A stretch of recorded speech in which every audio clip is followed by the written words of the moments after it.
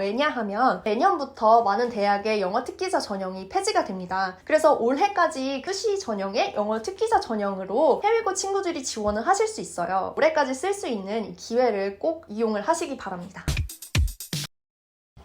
안녕하세요. 재외국민 전형을 준비하는 친구들, 아마 지금 3년 특례, 3년 재외국민 전형에 지원할 수 있는 학생들이 가장 많이 하는 고민은 6개의 카드 중에서 특례로 어느 대학을 몇 군데로 지원할지, 그리고 수시로 어느 대학을 몇 군데로 지원할지에 대한 고민일 거예요. 6개의 카드 중에 어느 전형으로 지원을 하는지가 원하는 대학에 합격하는 데 정말 중요한 요소라고 할 수 있는데요.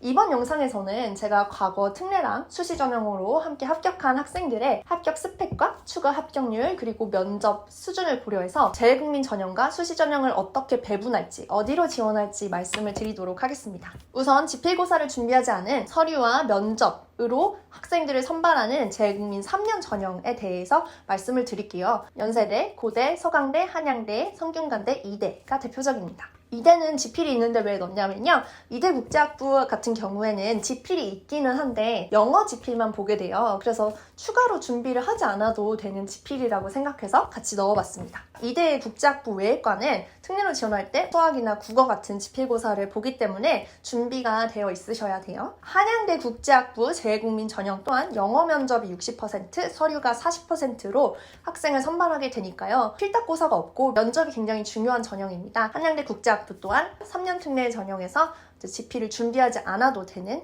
전형 중에 하나입니다.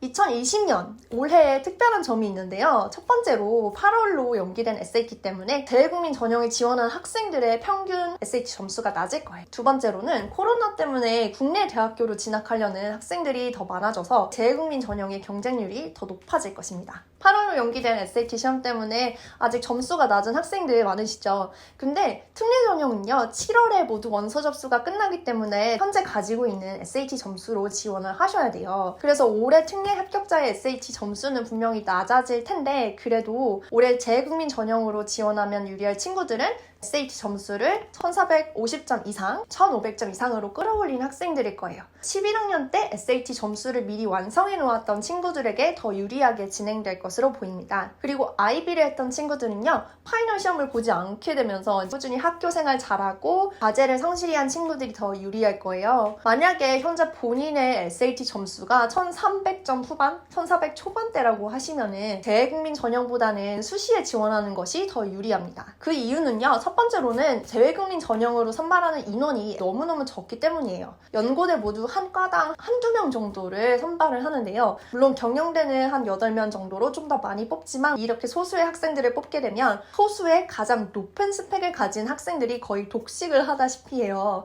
이제 학부모님들이 추가 합격을 노려볼 수 있지 않냐라고 여쭤보시는 때가 있는데요. 충원이 예를 들어서 100%라고 해도 예비번호가 2번이어야지만 합격할 수 있는 것이기 때문에 합격 확률이 막 크지는 않다는 점을 말씀을 드리고 싶습니다. 애매한 점수대 친구들이 수시로 지원해야 되는 두 번째 이유는요, 일단 재외국민 전형은 가장 먼저 시행하는 전형이기 때문에 대부분 학생들이 상향으로 지원을 하기도 하고요. 가장 높은 점수를 가진 친구들과 경쟁을 해야 되기 때문에 높은 스펙을 가진 학생들이 아니라면 합격률이 좀 낮습니다. 합격 확률을 높이기 위해서는요, 이 학생들은 8월에 SAT 점수를 많이 올리고, 그리고 수시로 지원하는 것, 그리고 자기소개서를 정말 열심히 쓰고 면접 준비를 하는 것, 이 3가지가 있겠습니다. 그리고 올해는 특례 막 5곳, 수시 1곳 이렇게 지원하는 학생들이 없었으면 좋겠어요. 왜냐하면 내년부터 많은 대학의 영어 특기자 전형이 폐지가 됩니다. 그래서 올해까지 수시 전형의 영어 특기자 전형으로 해외고 친구들이 지원을 하실 수 있어요. 올해까지 쓸 수 있는 이 기회를 꼭 이용을 하시기 바랍니다. 연세대 재외국민 전형을 설명을 해드릴게요. 1단계에서는 서류가 100%이고요. 재외국민 전형에서 추천서는 연세대만 필요합니다. 그래서 다른 전형의 추천서를 받을 필요는 없으세요. 연세대 국제학부 특례 자기소개서 서식도 작년과 달라졌기 때문에 꼭 확인을 하시기 바랍니다. 서류 60% 그리고 면접 40%의 비율로 재시문 면접이 진행이 되고요. 또 모든 과의 재시문은 영어로 출제가 될 수 있어요. 그렇지만 언더우드 국제대학을 재외국민 전형으로 지원을 하신다면 영어 제시문이 나오고 학생도 답변을 영어로 해야 합니다. 하지만 언더우드 국제대학이 아닌 예를 들어서 연세대 경영대를 특례 전형으로 지원을 하신다면 제시문은 영어로 나올 수도 있고 한국어로도 나올 수 있는데요. 학생의 답변은 한국어로 하셔야 됩니다. 그래서 재외국민 전형으로 언더우드 국제대학에 지원을 할 때에는 영어 면접을 하기 때문에 본인이 한국어보다 영어가 더 편하다라고 생각하시면 최종 합격까지 고려를 할 때는 연세대 국제대를 선택하시는 것이 좋아요. 물론 전공 적합성이 맞아야 된다는 것을 전제로 말씀을 드립니다. 한국어랑 영어가 비슷한 수준이라면 본인의 활동에 맞는 과를 선택하시는 것이 중요하고요.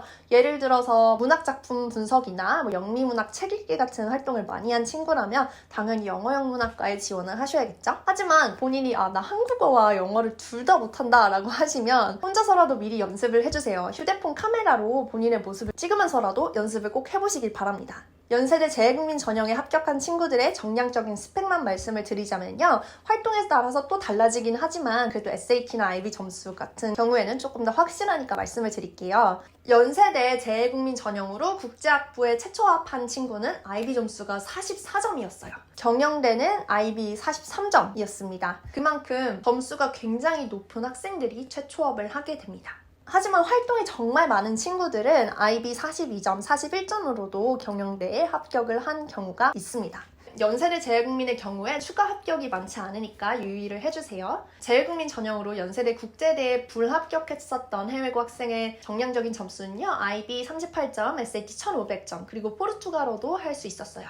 이 학생은 재외국민 전형에서는 불합격했지만 수시 전형으로 연세대 국제학부에 합격을 했습니다. 그래서 방금 말씀드린 학생은 고대는 재외국민 전형으로 국제학부에 합격을 했는데 추가 합격으로 합격을 했어요. 지금은 연세대 국제학부에 수시로 합격을 해서 다니고 있습니다. 고려대 재외국민 전형에 대해서 설명을 해드릴게요. 3년 특례 기준입니다. 고대의 특례도 마찬가지로 서류 베이스로 학생들을 선발하게 되는데요. 경영대만 8명을 뽑을 정도로 비교적 많이 선발을 하고 그 외에는 한두 명만 선발을 하고 있어요. 인문계열 1차는 서류 100%로 선발을 하고요. 2단계에서는 서류가 70%, 면접이 30%로 연세대보다는 면접을 10% 덜 반영을 하고 있습니다. 그리고 고려대는 토플 점수 같은 어학 점수가 있어야지 특례로 지원을 할 수 있고요. 고대는 연대와 비슷한 정량적 점수를 요구를 하는데 제가 봤을 때는 학생들이 연대를 조금 더 선호하는 경향이 있는지 모르겠지만 IB 점수 41점으로 연세대 경영대는 불합격을 하고 고대는 행정학과를 합격한 학생이 있습니다. 그래서 연세대의 합격 점수가 조금 더 높은 것 같은 느낌이네요.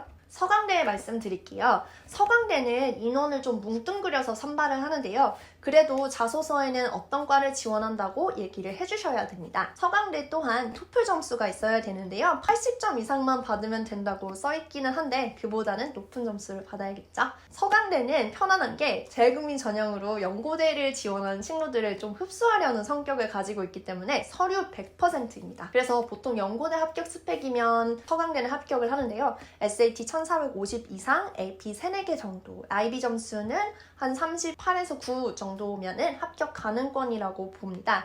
물론 이제 활동이나 자기소개서 등 다양한 요소가 함께 반영이 되어야 하기는 하지만요. 연고대 특례를 지원한 학생들은 서강대 특례로도 많이 지원을 하십니다. 성균관대 재외국민 전형에 대해서 말씀을 드릴게요. 인문계와 자연계로 이제 나눠서 뭉뚱그려서 선발을 하고 있습니다. 서류 평가가 70%, 면접이 30%로 진행이 되고요. 보통 SAT 한 1400점 초중반에서 그 이상, AP 3개 정도, IB 한 37점에서 그 이상으로 합격을 예측해볼 수 있어요. 물론 모든 다른 대학과 같이 전공 적합성과 관련된 활동을 많이 보기 때문에 자기소개서에 그 점을 잘 어필하시면은 방금 말씀드렸던 점수보다 더 낮은 점수의 학생도 합격할 수도 있습니다. 물론 점수는 높을수록 좋지만요. 다음 영상에서는 영어 특기자 전형에 관련한 동영상으로 찾아뵐게요. 그러면은 특례 어디, 수시 전형은 어디를 지원을 할지에 대한 감이 조금 더 잡히실 거예요. 재외국민 전형을 준비하는 학생들 모두 잘 수시 전략을 짜셔서 원하는 대학에 모두 합격하시길 바랍니다. 감사합니다. 연세대 혜림쌤이었습니다.